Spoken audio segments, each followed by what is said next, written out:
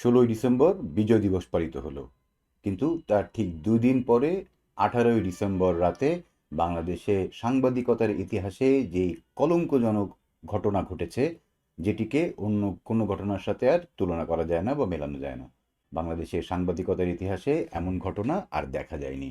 বাংলাদেশের দুইটি প্রথম সারির সংবাদপত্র, দৈনিক প্রথম আলো এবং দ্য ডেইলি স্টার, দুটো পুড়িয়ে দেওয়া হয়েছে। সাথে বাংলাদেশের সংস্কৃতির যে চর্চা কেন্দ্র ছায়ানট, সেটিও আক্রান্ত হয়েছে। সেখানে ভাঙচুর, অগ্নিসংযোগের মতো ঘটনা ঘটেছে। স্লোগান দেওয়া হয়েছে, ভারতের দালালি চলবে না। এই হামলা কি ভারতের বিরুদ্ধে করা হলো, নাকি বাংলাদেশের যে সংস্কৃতি, বাংলাদেশের যে সাংস্কৃতিক চর্চা এবং বাক স্বাধীনতার যে কথাটি বারবার উচ্চারিত হয়েছে বিগত কয়েক মাসে, সেটির উপরে সরাসরি হামলা? এই হামলা, অগ্নিসংযোগ, এগুলোর পেছনে লুকিয়ে আছে কোনো মাস্টার প্ল্যান? কোন গোষ্ঠী এই ভারত বিরোধী স্লোগানকে ব্যবহার করে বাংলাদেশের সম্পত্তি নষ্ট করছে, বাংলাদেশের মানুষের প্রাণের উপরে আঘাত, তার সম্পত্তির উপরে আঘাত করছে? 18ই ডিসেম্বর ইনকিলাব মঞ্চের মুখপাত্র জনাব ওসমান হাদির মৃত্যুকে কেন্দ্র করে উত্তপ্ত হয়ে ওঠে বাংলাদেশের রাজপথ। গুজব ছড়িয়ে পড়ে যে হাদির উপরে আক্রমণকারীরা, যে আততায়ী দুষ্কৃতিকারীরা, তারা বাংলাদেশের সীমান্ত পেরিয়ে ভারতে পালিয়ে গেছে। ব্যাস এইটুকু স্ফুলিঙ্গই দরকার ছিল। মুহূর্তেই মব পৌঁছে যায় কারওয়ান বাজারে প্রথম আলো কার্যালয়ের সামনে। হামলা, লুট এবং অগ্নিসংযোগ করা হয় দৈনিক প্রথম আলো এবং ডেইলি স্টার কার্যালয়ে, মানুষকে ভেতরে রেখে। মানুষকে পুড়িয়ে মারার জন্যই কি এই আক্রমণ করা হয়েছিল, নাকি লুটপাটি ছিল এই আক্রমণের মূল উদ্দেশ্য? ওই একই রাতে বাংলাদেশের শিল্প চর্চা কেন্দ্র ছায়ানটের উপরে হামলা হয়, ভাঙচুর করা হয় এবং পরের দিন উদীচীতে হয় হামলা। অথচ উদীচী এবং ছায়ানট, এই প্রতিষ্ঠানগুলো দশকের পর দশক ধরে বাংলাদেশের সংস্কৃতি নিয়ে কাজ করছে, বাংলাদেশের সংস্কৃতির যে আর্কাইভ সেটি প্রস্তুত করছে। এবং একই সাথে দৈনিক প্রথম আলো এবং ডেইলি স্টার, তারা সাংবাদিকতায় বাংলাদেশে স্বনামধন্য প্রতিষ্ঠান। এই প্রতিষ্ঠানগুলোর গায়ে জুড়ে দেওয়া হলো ফ্যাসিস্টের দোসর, ভারতের দালাল তকমা।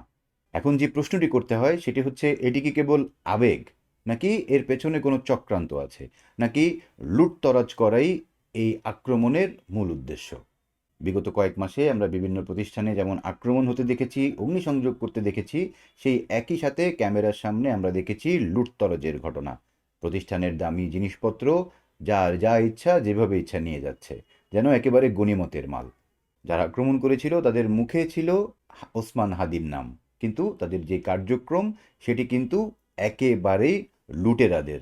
বিভিন্ন ক্যামেরাতে তারা সাক্ষাৎকার দিয়েছেন, তারা কেন নিয়ে যাচ্ছেন এই জিনিসপত্রগুলো লুটতরাজ করে সেটি বলেছেন। ক্যামেরার সামনে এমন অকপট স্বীকারোক্তি আসলে কিভাবে দেওয়া সম্ভব যখন কেউ লুট করছে? বাংলাদেশে ভারত বিরোধী যে মনোভাব সেটি আসলে নতুন কিছু নয়। পানি চুক্তি, সীমান্ত হত্যা, এছাড়া আভ্যন্তরীণ রাজনীতিতে ভারতের হস্তক্ষেপ ইত্যাদি নানা ইস্যুতে একটা শ্রেণীর মানুষ ভারতের উপরে ত্যক্ত বিরক্ত। কিন্তু 2024 সালের 5ই আগস্টের পরে যখন সাবেক প্রধানমন্ত্রী শেখ হাসিনা বাংলাদেশ থেকে ভারতে আশ্রয় নিলেন, তারপর এই ক্ষোভ যেন পেয়েছে নতুন মাত্রা। ব্যক্তি বা প্রতিষ্ঠানকে যে কোনো ধরনের আক্রমণে এই বিশেষ ট্যাগ বা তগমা ব্যবহার করা হচ্ছে। বাংলাদেশ এবং ভারতের মধ্যে কূটনৈতিক সম্পর্কের যে অবনতি হয়েছে, যেটি বাংলাদেশ সরকারের পক্ষ থেকে স্বীকার করা হয়েছে, সেটি আর সরকার পর্যায়ে নেই, সেটি নেমে এসেছে এখন সাধারণ জনগণ পর্যায়ে। দুই দেশের জনগণ একে অন্যের বিরুদ্ধে স্লোগান দিচ্ছে, একে অন্যের প্রতিষ্ঠানের সামনে অবস্থান নিচ্ছে এবং আক্রমণ করার চেষ্টাও করছে। সাধারণ মানুষের এই যে আবেগকে উস্কে দেওয়া, এর পেছনে রাজনীতিক কোনো বড় শক্তি তো অবশ্যই আছে। তা না হলে সাধারণ মানুষ এভাবে ক্ষোভে ফুঁসে ওঠে এমন সব কাণ্ডকীর্তি কোনো রাষ্ট্রেই করতে পারে না। ভারতের প্রতি এই যে পুঞ্জীভূত ক্ষোভ সেটি এখন বিস্ফোরিত হচ্ছে। কিন্তু ভুলে গেলে চলে না, ভারতের নামের এই কার্ডটি ব্যবহার করে দায় এড়িয়ে যাওয়ার যে প্রক্রিয়া, একে বৈধকরণের যে প্রক্রিয়া, সেটি কিন্তু খুবই আশঙ্কাজনক পর্যায়ে ইতিমধ্যে পৌঁছে গেছে। বাংলাদেশ পুলিশের পক্ষ থেকে বলা হয়েছে, ওসমান হাদির যে হত্যাকারী তারা বাংলাদেশের সীমান্ত পেরিয়ে ভারতে চলে গেছে কিনা এমন কোনো তথ্য তাদের কাছে নেই। বিশ্লেষকদেরও তাই মত। তাহলে এই যে ছাত্র জনতা নামে যারা আক্রমণ করছে, এরা আসলে এই তথ্যগুলো কোথায় পেলেন? এটি কি কেবল অভিযোগ? কেবল অভিযোগের ভিত্তিতে কি এভাবে আক্রমণ করা যায়? আইন হাতে তুলে নেওয়া যায়? বাংলাদেশের আইন, বাংলাদেশের বিচার ব্যবস্থা, যেই সংস্কারের কথা বলা হচ্ছে সেই সংস্কার চলছে, এই মুহূর্তে যদি আইন কেউ হাতে তুলে নেয়, তার বিরুদ্ধেও কি বাংলাদেশের আইন সমানভাবে কার্যকর হওয়ার কথা নয়? সেটি কি হয়েছে? ওসমান হাদির খুনিদের ভারতে পালিয়ে যাওয়ার এই অনিশ্চয়তা নিয়েই বাংলাদেশের প্রথম সারির দুটি সংবাদ মাধ্যমে আক্রমণ, গণমাধ্যমের কণ্ঠরোধের চেষ্টা কি? সেই সাথে বাংলাদেশের সংস্কৃতির উপরেও কি আক্রমণ নয় যখন ছায়ানট আক্রান্ত হয়? তাহলে এবার দেখে নেওয়া যাক এই যে মব যাদেরকে বলা হচ্ছে, বিভিন্ন পত্রপত্রিকা বিগত বেশ কয়েক মাস মব বলতে আসলে নারাজ ছিলেন। মাস্টারমাইন্ড মাহফুজ আলম যখন উপদেষ্টা ছিলেন তখন তিনি এটাকে মব বলতে নারাজ ছিলেন। প্রধান উপদেষ্টার প্রেস সেক্রেটারি তিনি এটিকে প্রেশার গ্রুপ বলেছেন। কিন্তু এখন এই দুই গণমাধ্যমের উপরে হামলার পরে অকপটে সবাই মব শব্দটি বলছে। এখন আর সেই ছাত্র জনতা বা তৌহিদি জনতা বলে পার পাওয়া যাচ্ছে না।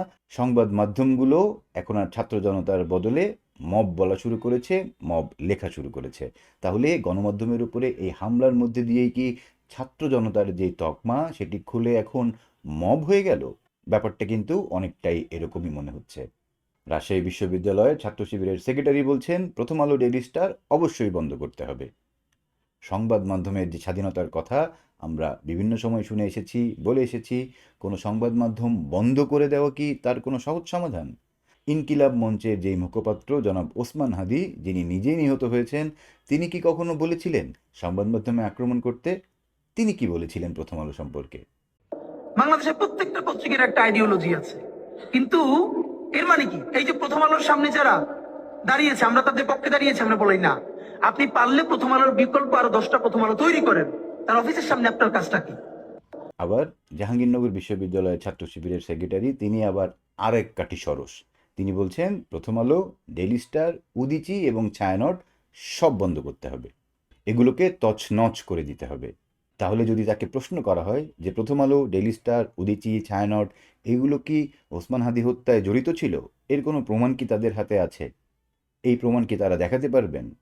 তাহলে কেবল সন্দেহের বশে বা নিজেদের ন্যারেটিভকে প্রতিষ্ঠা করতে বা আক্রমণ করতে এই ধরনের উস্কানি দেওয়ার কি মানে থাকতে পারে? এই যে ট্যাগ দিয়ে অভিযোগের ভিত্তিতে প্রথম আলো, ডেইলি স্টার, উদীচী এবং ছায়ানটের মতো প্রতিষ্ঠানে যে আক্রমণ, লুটতরাজ, অগ্নিসংযোগ করা হলো, এটি কি বাংলাদেশের যেই চলমান আইন, বাংলাদেশের বিদ্যমান আইনের প্রতি কেবল অশ্রদ্ধা নয়? হুমকি দেওয়া যে একটি ফৌজদারি অপরাধ, এটি কি বাংলাদেশের সব মানুষ একবারেই ভুলে বসেছে? ধ্বংস বা জ্বালাও পোড়াও করার হুমকি দেওয়া যে ফৌজদারি অপরাধ, সেটি কি আমলে নেওয়া উচিত ছিল বাংলাদেশ সরকারের? এখানেই জন্ম নেয় একটি বড় বিতর্ক। সম্পাদক পরিষদের সভাপতি জনাব নুরুল কবির তিনি তার বিশ্লেষণটি খুবই তীক্ষ্ণ এখানে। তিনি মনে করেন বাংলাদেশে যারা ধর্মভিত্তিক রাজনীতি করতে চায় তারা ভারত বিরোধিতার যেই স্লোগান সামনে এনেছে এটি তাদের রাজনৈতিক এজেন্ডা। বাংলাদেশে ভারত বিরোধী স্লোগান দেওয়াটা খুবই কার্যকর এবং নিরাপদ একটি রাজনৈতিক কৌশল বলেই তার মত। এই স্লোগান দিলে বেশ কিছু মানুষের সমর্থন যদিও পাওয়া যায়, কিন্তু এই স্লোগানের আড়ালে কেউ যদি তাদের নিজস্ব স্বার্থ চরিতার্থ করতে চায়, নিজস্ব এজেন্ডা বাস্তবায়ন করতে চায়, সেখানে কিন্তু এই স্লোগানের যে ব্যবহার সেটি খুবই আশঙ্কাজনক হয়ে বাংলাদেশের গণতান্ত্রিক প্রক্রিয়া এবং গণতন্ত্র চর্চার যে প্রতিষ্ঠানগুলো সেগুলোর দিকে ধেয়ে আসছে। জনাব নুরুল কবির এই জনাব নুরুল কবির এই বিশ্লেষণ প্রকাশ করার পরে জামাত ইসলামের পক্ষ থেকে এর প্রতিবাদ জানানো হয়েছে। তারা যে কষ্ট পেয়েছে সেটি তারা জানিয়ে দিয়েছে। কিন্তু এখানে যেটি না বললেই নয় সেটি হচ্ছে সবচেয়ে ভয়ঙ্কর হচ্ছে এখানে রাষ্ট্রের ভূমিকা। প্রথম আলো, ডেইলি স্টারে যেখানে নিচে আগুন জ্বলছে সেখানে যারা কাজ করেন, সংবাদপত্রে যারা শিফটে কাজ করেন তারা তখন ভেতরে কাজ করছিলেন। তারা নিজেদের আত্মরক্ষার্থে ছাদে গিয়ে আশ্রয় নেন এবং বারবার তাদের পরিচিত মানুষজনকে ফোন করতে থাকেন, যেটি সরকারকেও করা হয়েছে বা সরকারকে জানানো হয়েছে। কিন্তু সরকারের পক্ষ থেকে তড়িৎ যেই পদক্ষেপ নেওয়ার কথা ছিল বা নেওয়া উচিত ছিল সেটি আসলে নেওয়া হয়েছে বলে বিশ্লেষকরা মনে করেন না।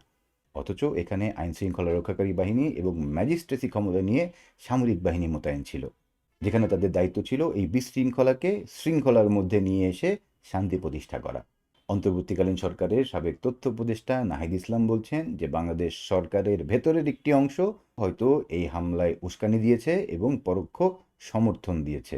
কি এক ভয়াবহ অভিযোগ সরকারের বিরুদ্ধে, যিনি কয়েকদিন আগেই মাত্র সরকারের অংশ ছিলেন। তাহলে কি গত 16 মাস ধরে বাংলাদেশে যে অন্তর্বর্তীকালীন সরকার কার্যক্রম পরিচালনা করছে, দায়িত্ব পালন করছে আইন শৃঙ্খলা রক্ষার জন্য, তারা কি ব্যর্থতার পরিচয় দেবে? সামনে জাতীয় সংসদ নির্বাচনকে সামনে রেখে এই আইন শৃঙ্খলা পরিস্থিতির যদি আরও অবনতি হয় তাহলে বাংলাদেশের নির্বাচন তো ছিকেই উঠতে পারে। তাহলে যে প্রশ্ন বিভিন্ন মহল থেকে উচ্চারিত হচ্ছে সেটি হচ্ছে বাংলাদেশে ভারতের বিরোধিতা কি দেশপ্রেম, নাকি এই ভারত বিরোধী তকমা, এই ট্যাগের আড়ালে বাংলাদেশে মুক্ত সাংবাদিকতা এবং সংস্কৃতির উপরে আক্রমণ, তাদের টুটি চেপে ধরে নিজের এজেন্ডা বাস্তবায়নের হাতিয়ার হিসেবে ব্যবহার হচ্ছে এই ভারত বিরোধিতা? এই মুহূর্তে বাংলাদেশে একটি বড় পক্ষ চাইছে নির্বাচনকে বানচাল করতে, আরেকটি পক্ষ চাইছে বাংলাদেশে ধর্মীয় মেরুকরণ প্রতিষ্ঠা করতে। এই দুই পক্ষের চাপে বাংলাদেশের সাধারণ মানুষের ত্রাহি ত্রাহি অবস্থা। এই যে যারা আক্রমণ, জ্বালাও পোড়াও, লুটতরাজ করছে, যাদেরকে বিগত বেশ কয়েক মাস ছাত্র জনতা নামে অভিহিত করা হচ্ছে বা কখনো কখনো দুষ্কৃতিকারী বলা হয়েছে, তাদেরকে এখন মব বলা হচ্ছে, মব সন্ত্রাসী বলা হচ্ছে। তাহলে ছাত্র জনতা কি এখন মবে রূপান্তরিত হলো? তাহলে বাংলাদেশের যে ছাত্র জনতা, তারা কি এই উদ্দেশ্যবাদ যে মানুষগুলো যারা তাদের পেছনে লুকিয়ে লুটতরাজের মতো কার্যক্রমগুলো করছে, তাদেরকে চিহ্নিত করে আইনের আওতায় আনার কাজটি কি ছাত্র জনতার নয়?